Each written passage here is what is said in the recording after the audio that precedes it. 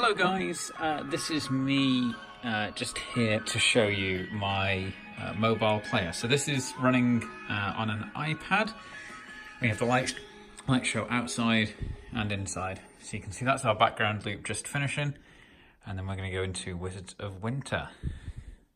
Wait for FPP to actually go and play that song. There we go. Now you'll notice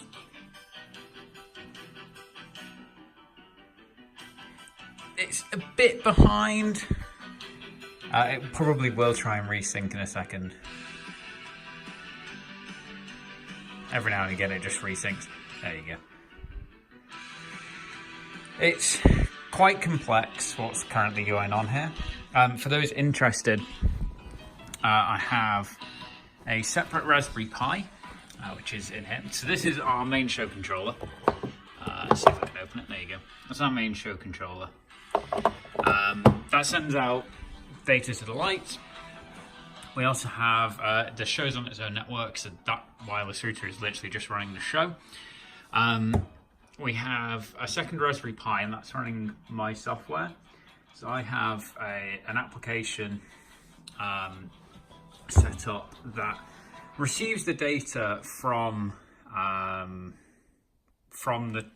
main instance of Falcon Pi Player, which I am just trying to connect to. I have to be on the right network because different network. I actually prevent access to the Falcon Pi Player on that network, so you can't go and go and change settings if you're on the public network. So under the multi-sync option, you'll notice when it loads, we have this extra, ignore that, that's because it's on a different network. We have this extra, actually that's because I've used Apache to block access to this IP on that machine, so it can't even loop back locally to that address.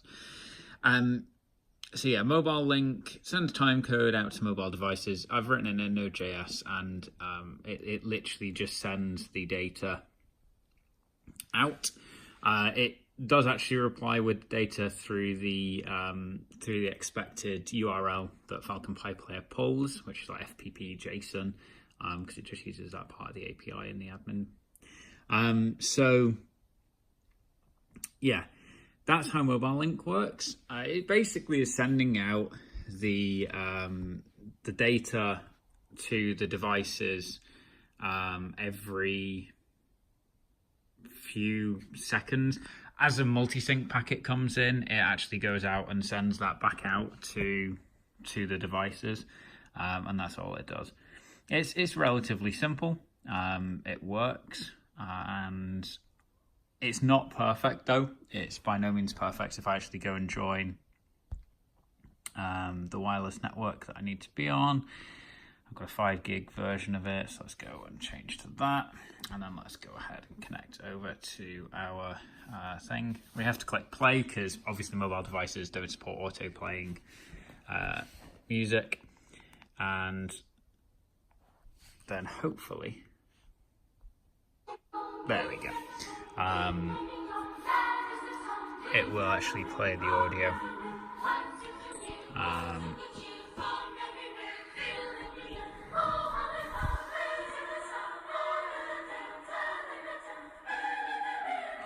See, it stays reasonably in sync when you've not got very, very, very precise timing. Well, it's pretty much in sync actually. Ding dong, ding dong.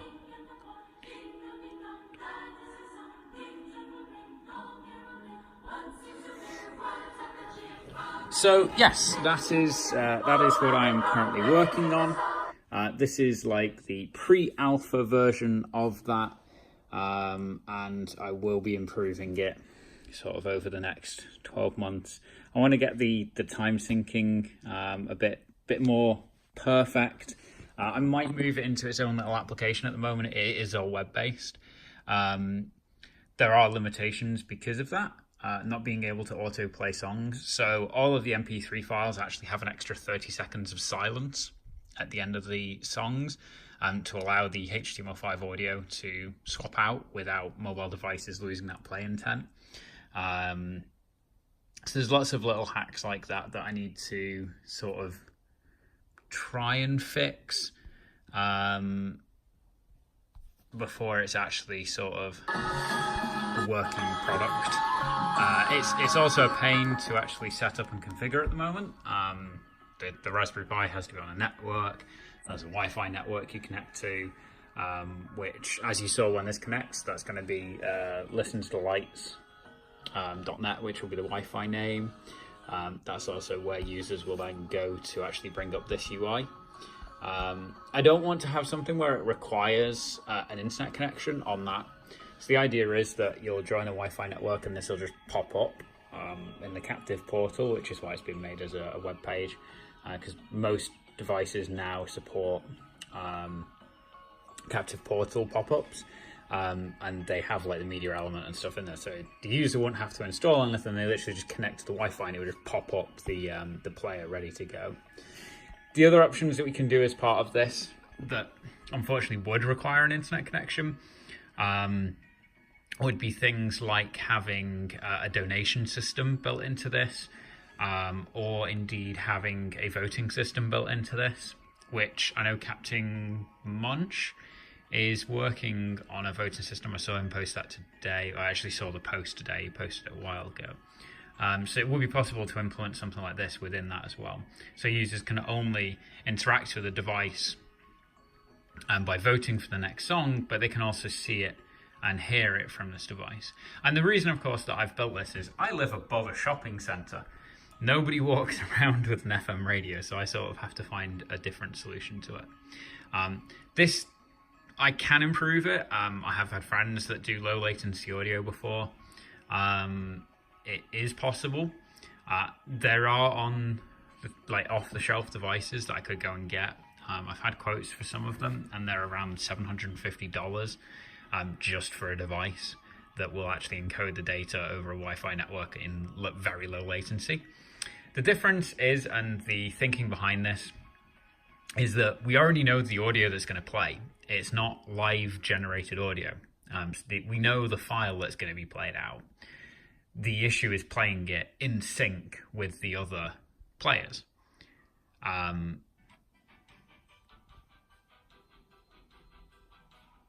Yeah, it's about a beat. It's about a couple of beats out. It's very obvious on Wizards in Winter.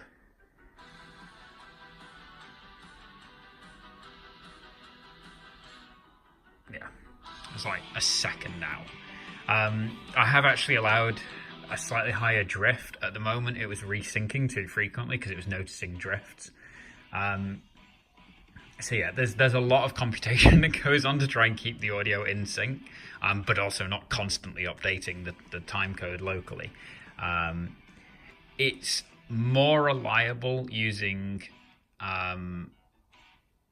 Xschedule. I can get this much more reliable using Xschedule. So it might be that this is an Xschedule system, not an FPP supported system. It's running on FPP at the moment using their multisync, but the synchronization packets aren't really sent out enough, and I don't know how to get real-time time code out of an actual FPP player and send that over the network. Because ultimately, this already knows what time code it's on. I could run FPP on this as well, and it would just then play back at the right time, and I could get the frame number and extrapolate that to a time. But I need to be doing that basically every frame so that I can constantly blast out a time code. Because the more time code I blast out, the more likely devices are to be in sync, because they'll get a time code more frequently. Whereas at the moment, they're only getting a time code like once every second. There's no way for them to make sure they're exactly on time. So I don't know, it's a discussion that I need to have, but there is a preview. I wanted to do it before I took the lights down and before I've literally just finished setting this Pi up because it was running in a development environment on my Mac for ages. But yeah, there you go. That is a very quick overview, a very basic version of MobileLink, which I will hopefully sort of work on over the next year.